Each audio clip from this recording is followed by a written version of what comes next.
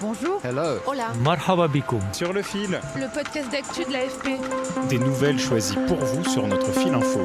La prison ou l'exil. Voilà le sort réservé aux acteurs de la scène musicale underground au Bélarus s'ils se risquent à des paroles ou des actes trop contestataires. Depuis 2020 et la répression de manifestations inédites contre le pouvoir de l'autocrate Alexandre Loukachenko, aucune opposition n'est tolérée dans le pays.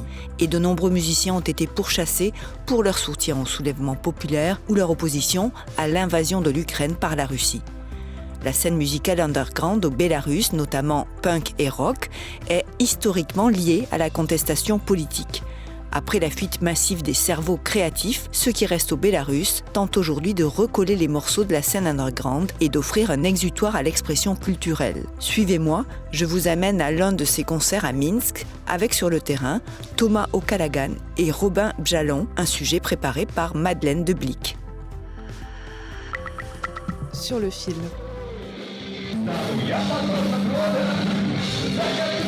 La salle est pleine à craquer. Des jeunes, bière à la main, dansent sur un rythme de guitare électrique dans l'un des rares espaces de la capitale où les groupes de rock alternatifs sont de retour. Sur scène, pas de message politique.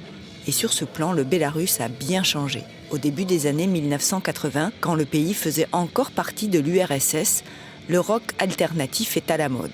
Et il échappe au cadre officiel. Le mouvement qui apparaît, notamment autour de deux grands groupes, le premier s'appelle Bonda, qui veut dire un grand morceau de quelque chose, et l'autre qui s'appelle Mroya, le rêve.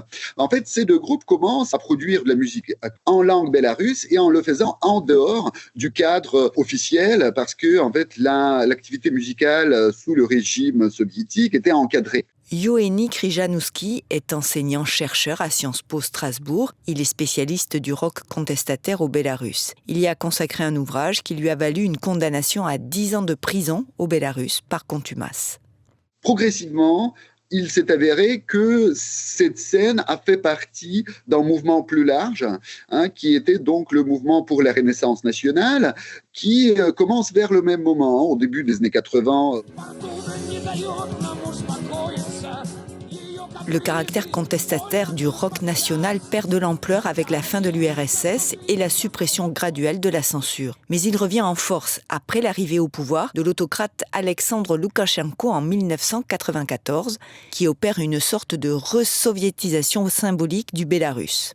Au milieu des années 90, aussi assez rapidement après l'arrivée au pouvoir de Loukachenko, il y a une autre scène totalement indépendante qui apparaît au Bélarus et qui est aussi contestataire, et même plus contestataire, qui est la narcopunk. Et là, il s'agit de groupes très radicaux qui, cette fois-ci, ont une critique très frontale des autorités, qui chantent genre Loukachenko doit aller en prison, ou qui insultent la police, les représentants des autorités, Loukachenko personnellement.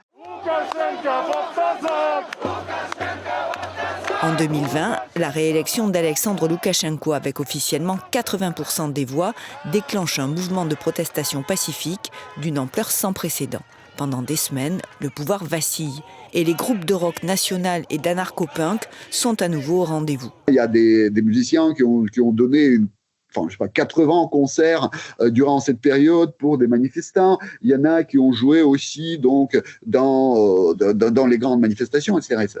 Mais la contestation est finalement matée à coups de milliers d'arrestations, de violences faisant plusieurs morts et de lourdes peines de prison. Toutes les figures de l'opposition sont emprisonnées ou en exil, à l'étranger.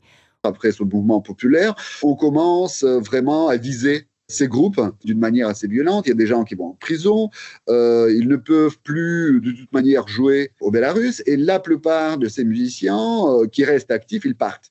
Ils partent à l'étranger et donc là aujourd'hui c'est à Varsovie qu'on trouve le centre de ce mouvement artistique. Ce n'est plus à Minsk. Certains restent au Bélarus, mais ils sont très silencieux. Là, ils ne peuvent pas jouer. Ils essayent vraiment de ne rien dire pour ne pas être poursuivis. La répression s'intensifie avec le début de la guerre en Ukraine. Et après 2022, c'est devenu encore plus fort à cause de la guerre, justement, parce que ça a autorisé, en quelque sorte, ça a donné la carte blanche aux forces de l'ordre, parce que lorsqu'il y a la guerre à côté, vous voyez, le coût de la stabilité augmente.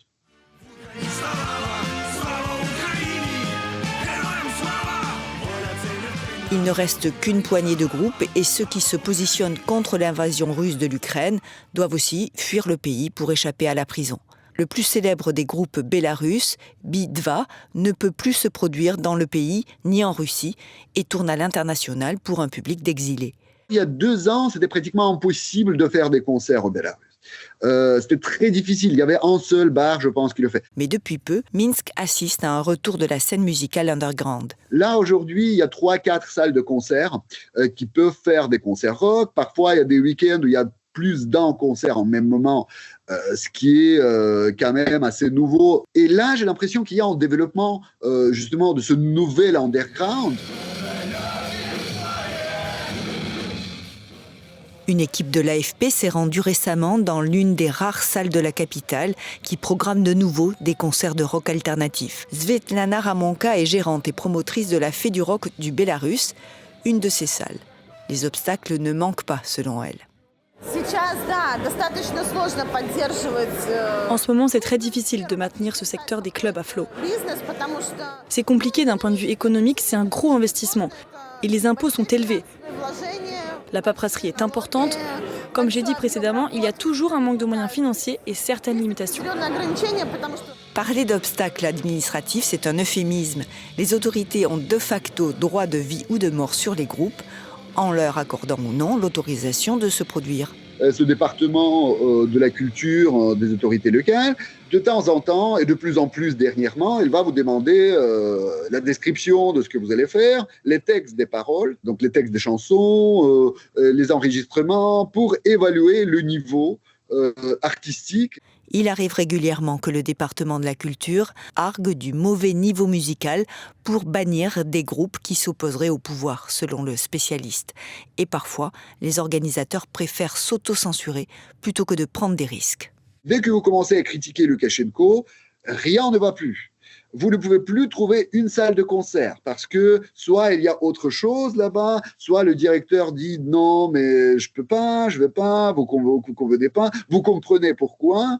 Soit le jour de votre concert, il y a un contrôle de sécurité incendie qui vient et là on bloque tout. Soit le gérant du bar va prendre ce risque, il va vous ouvrir son institution pour que vous jouiez. Le lendemain, il y a des contrôles, il perd sa licence de vendre l'alcool. Dans ce contexte autoritaire, impossible de recréer une scène musicale underground ouvertement contestataire.